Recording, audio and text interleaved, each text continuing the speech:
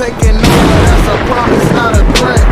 Uppercut, season off top, you stop breathing. It's just like, yeah, like, you know, all this shit is taking them, like, the other fights, there's no fights, they're not getting any fucking attention, like, nothing, like, and they're pretty good fights. Like, some of them, like, well, one is a spectator shit, you know, the other one is, you know, but they're, like, good fights, and then, like, like, one, obviously, top rank, because, you know, it's been of importance, is the return of Vasyl Lomachenko, facing... Hold on, the old boxing media's darling, like...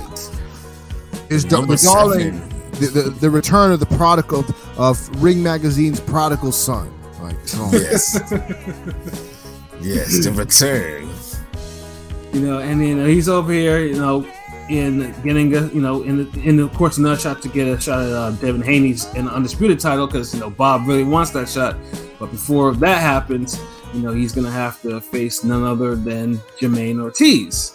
You know, and you probably wonder, who's Jamaine Ortiz? Well, Jamaine Ortiz, last time out, you know, he beat Jamel Herring.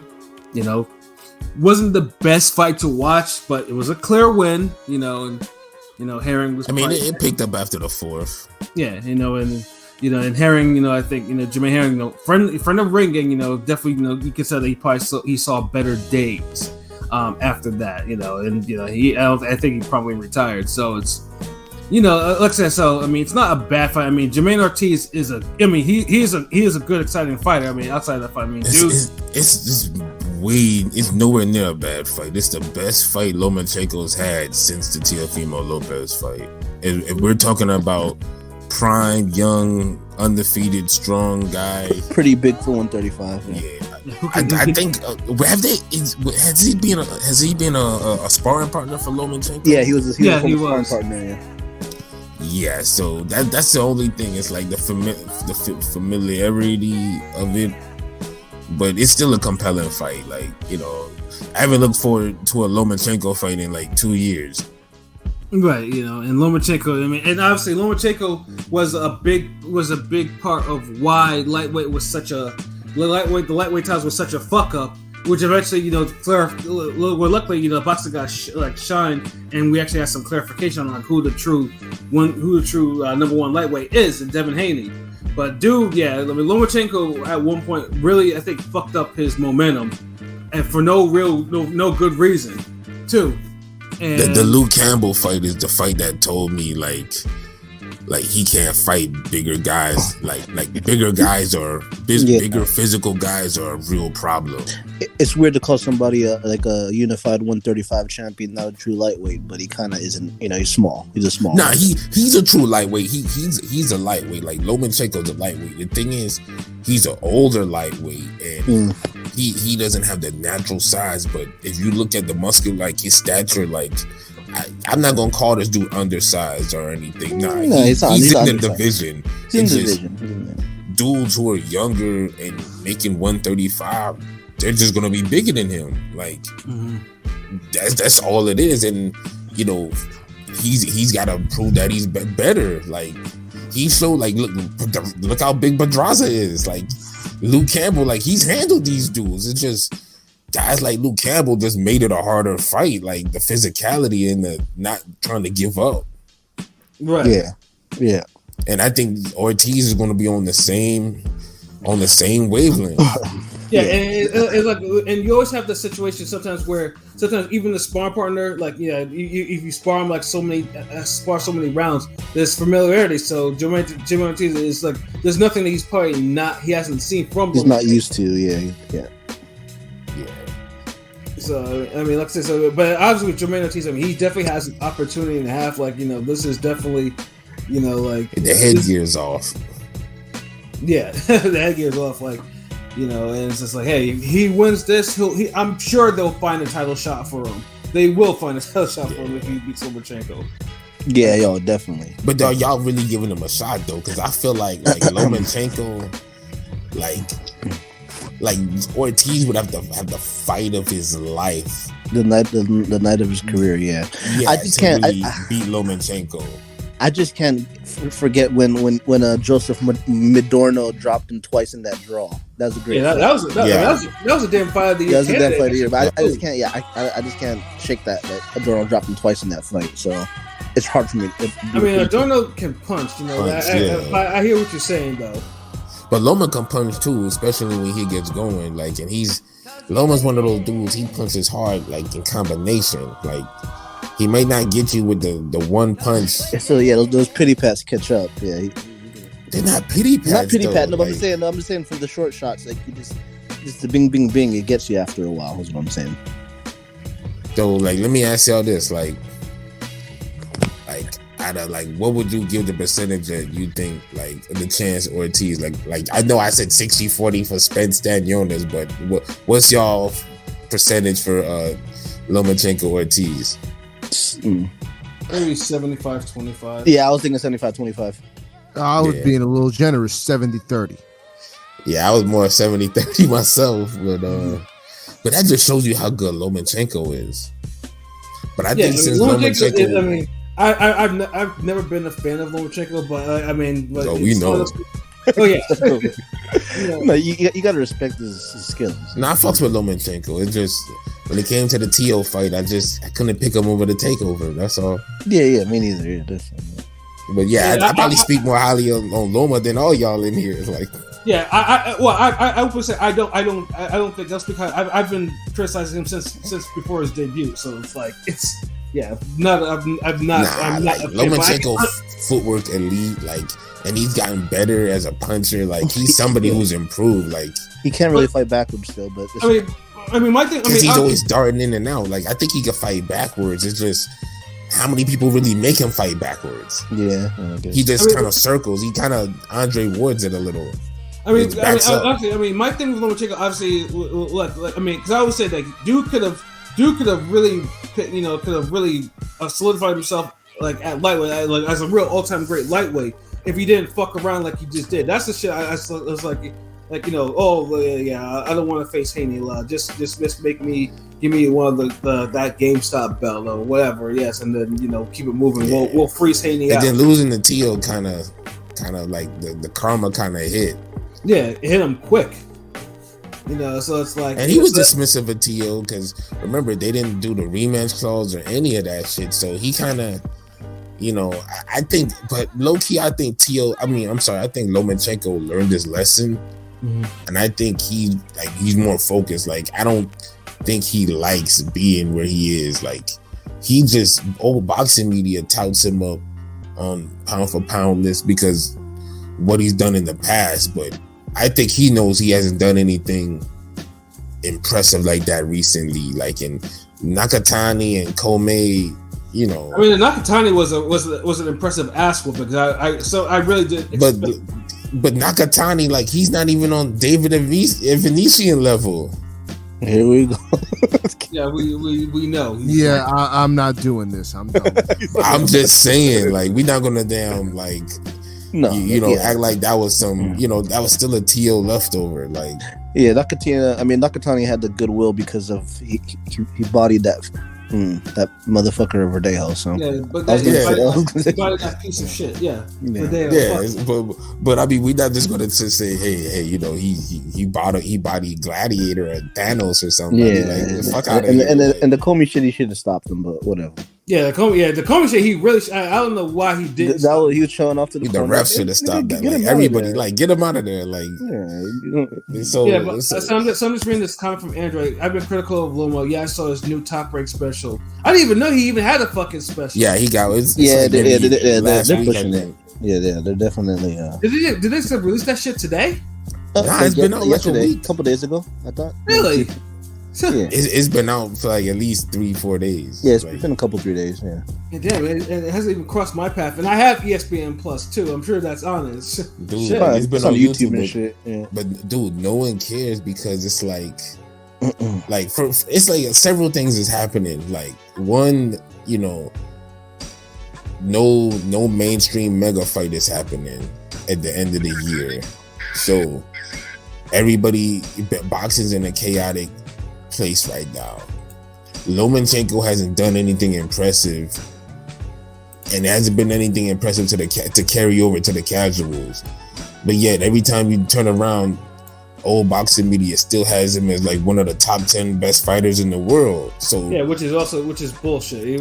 Which shit is not really adding up. Like Lomachenko is definitely like top 12, top 15, but top 10, he just hasn't done nothing recently enough, to stay top 10. So you have a little pullback from that as well, because there's been so many arguments made on boxing Twitter and just in general about this overwhelming praise that Lomachenko gets. So sometimes he gets a little underrated because, he gets overrated by the media, old boxing media. Right. So it's like, and when you just factor that in and everything going on with Crawford Spence and no mega fight, no Tank Garcia, the fight is getting overlooked, and Ortiz was active, like, and there's nothing been hyped up about him. Like, they really making this a Wilder Helenius vibe. Yeah, if I think so, you would think that Top Rank would actually want to do that. Like, I mean, like they like, honestly, they haven't done anything with that herring win. Like nothing. Like not even like an interview. Like I mean, if this was fucking Nico Ali Wash, he'd be fucking posted every fucking where. But I haven't seen like one thing on Ortiz. Never mind the special with Lomachenko. Like not one thing. Because being a young, I don't think he's undefeated, right? Like yeah, he's undefeated. It's like, dude, he had that draw with Adorno. That's about it. Yeah, look, if they ain't beat you, then he's undefeated. This is it's a big young moment for him. He's young and hungry, but Loma at 9. Tell the public that. Loma at 9 for me. Oh, so you think Loma stops him? In 9 or 10. Wow. Yeah. I mean, I see Lomachenko beating him, but I think it's gonna be one of those. He can make all 12. But yeah. I'm giving Lomachenko the decision over Ortiz. Yeah. I just feel like Ortiz is gonna just hang on at the end, and being a bigger guy, Lomachenko ain't gonna be able to really get him out of there, but he'll beat him up.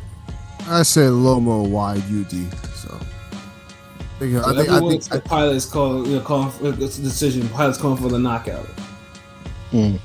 All right, we'll see what happens. But do you see a good fight? Do you think this fight will be entertaining? Do you think it'll be a competitive or? Yeah, I mean Ortiz. I mean, unless he time. The familiarity will make it kind of. Well, I mean, because Loma, the sparring partners. Yeah, so, but we'll see. Because Loma takes the time to download. Plus, he's gonna be rusty. I'm gonna be honest. I was one of those people that preferred him to fight Nakatila coming back instead of Jamaine. Because of the whole puncher angle. Yeah, basically. See, that would have been that. Yeah. I mean, because unfortunately, we've seen Nakatiya, get 12-0'd and knocked down by Shakur Stevenson. It's just like, see, that's the thing. Like, that's what kind of ruins that. And Shakur Stevenson and Lomachenko, they're elite boxers, and if the one elite boxer you faced already 12-zip skunked you and dropped you, I think, Yeah, and unless you're knocking out people left and right, and you kind of earn the right, then I do want to see Nakatiya again, but not against a Loma. You saw him. I mean, I know he picked up the pieces with it, but he beat the crap out of Burchell. That was vicious. That was he did. I don't want to see him versus Oscar Valdez. He moved up or some shit. That kind of. Yeah, well, you talking about Nakatiya versus Burchell? Yeah, I'd love to see that. No, he did. He beat his ass. You talking about Oscar? Oh, I mean, excuse me. I mean, Nakatiya versus Valdez. Valdez moved up. Yeah, I would love to see that though, but Top Rank is probably like, well, wait a minute. I think Ortiz got more upside than a Naka. He still has a 0. Yeah. He still got a 0. So I can see why they made the fight, and honestly, it's one of those like. Damn, it's like these dudes, they be getting it wrong so many times. It's like you kind of just appreciate them getting it right. Right. I wish they got it sooner, because I felt like Lomachenko had to have a Canelo UK career mode for a bit, but he played Tiafimo leftover mode. Right. And they got all the young prospects on there. The Shirazi versus the guy Quincy Lavalas who fought. what's his name? Who fought Xander Zayas? That's a good fight, but it's all the same shit again. All the young guys against. But at least for this one, at least the co-main on paper is decent. They got Robesi Ramirez in there. What's the replacement though, right? Magdaleno? No, it's not Magdaleno. No. He got replaced. He got replaced. Okay. Yeah, he's facing Jose Matias Romero, the one who Isaac Cruz struggled with and lost. Although he lost to, and then also lost to the Dominican Ali Rivera. Wait, he is Dominican. Yeah, he is Dominican. Yeah, cool. Yeah, and they got the future superstar Nico Ali Walsh, of course. He is on this shit. But they got my boy. I like Delonte Tiger Johnson. I think he's one of the better welterweights. So hold on, they not even promoting it, even with Nico Ali on the card. That's crazy. I thought he wasn't even on this card, but he is. Yo, it's the end of the year budget. Like, who had got the Lambo at top? Right? I know we haven't seen one Nico Ali Walsh promo or nothing. Well, I guess they probably got to hit like, hey, we know that this kid is the grandson of Muhammad Ali. We get it. Nah. What if I'm tuning in for the first time? Who's gonna tell me he's the grandson of Muhammad Ali? Like, I need to know these things. they got Richard Torres, but I like this Delonte Tiger Johnson. He's a good young prospect. Welterweight. Yeah. He is, but it's like, man, like they're fighting. Yeah, they're fighting. Yeah, they're fighting kind of. Yeah, that's top. Top rank. They sign all the prospects and they keep them busy, but they're not like, giving them the fights that they like. This is where you need a Ring City to come in. Where they're never gonna match them up with each other. You know what I mean? Like I'm like, you need like a promotional entity outside of the big ones that could just match up good crossroads or good contender level fights or top 10 or top 5 level fights.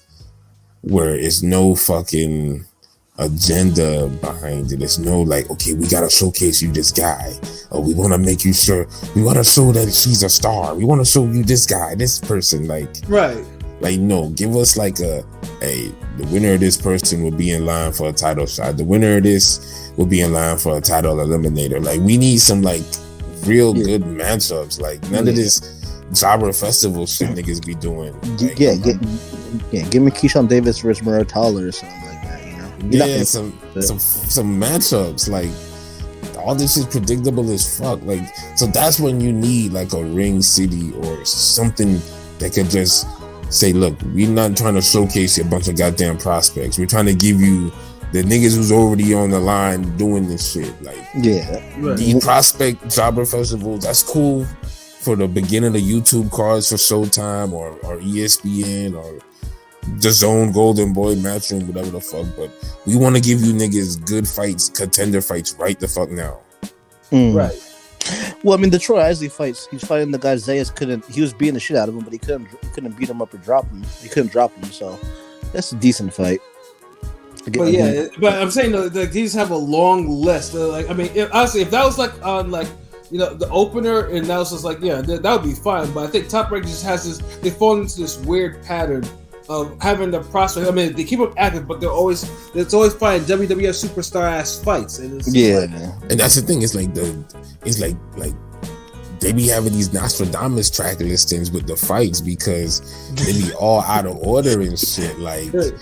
They'll have a great fight be the first opener for the damn free fight, whatever, and then the main event is trash, or they'll have the third fight be good, then the fifth fight is trashed, and like I'm just like, yo, man, there's no flow to this shit. Like, the fuck out of here, like, right. And then they'll have the main event for the fucking the free card be better than the damn co-main for the damn main card. It's weird. It's like their matchmaking is all over the place, and it used to be a little bit coherent. But I think they need to change all that bullshit. Like, they need niggas is literally like put we gonna toss it up further down on the album. Because that Troy Isley fight shouldn't be buried with the rest of them. Like, if you want to say it's a significant fight, it should be on a main card or something like that. It should be opening, but it's probably going to be the Robesi versus the replacement. Well, that's the co-main. Yeah, of course. That's the co-main. But I'm saying that's going to probably be the quote unquote the actual. You know how they do that little undercard, and then they have like 2 or 3 fights. Yeah, You know, and like I said, and that's where Top Rank is. That's where Top Rank is kind of messing up. It's like, hey, if you're stepping up one of your prospects, put them on the main card. Don't put them in the jobber portion of the card, the WWF Superstar portion. Like, you know, make it significant. You know, but Thank you. You know, that's all it is, though. But like I said, it should. I mean, either way, I mean, the card should be enjoyable for what it is. Like, you know, and then obviously, you know, you do hope for a little fuckery, you know, because the way Top Rank does, someone will eventually lose. You know, if they keep doing it like that. So yeah, I just want to see a good fight. What time the cards start? The main card. The main card starts at What, 8 maybe? Should not My time. Nigga, that shit never Man, you're fucking Pluto time, nigga. Nigga, Like, Pacific time, the West Coast. But, yeah, that's West Coast time, nigga. We talking about East Coast time, bro. Oh yeah, okay. Whatever. Because y'all got like the best time. Pilot sounded so spicy when he said that. Oh, whatever. All right, Yeah, like a little That's nasty. thought. so the main part of it will start at 10 p.m. Oh Lord. Yeah. So it looks like Richard Torres will get the opener for the main He's card. opening. Yeah. See, yeah, Torres and that Quincy guy should be. I'm honestly not high on Torres. Like, He's small, you know, but he's small for the heavyweight, but he's, you know, looking impressive, I guess, against the Cans. He's fine. Yeah. Yawn. Yeah, no, they should have had. I mean, the Troy should have been on that, and that should have had that spot. But you know, hey, Top Rank is probably doing something because you know they like their Mexicans in high profile fights. You know, what I mean, it is what it is. You know, but Abdullah Mason's on there. He's pretty dope, but he's fit. You know, again, it's competition. Yeah, exactly. It's the whole jobber thing. Yeah. You know, but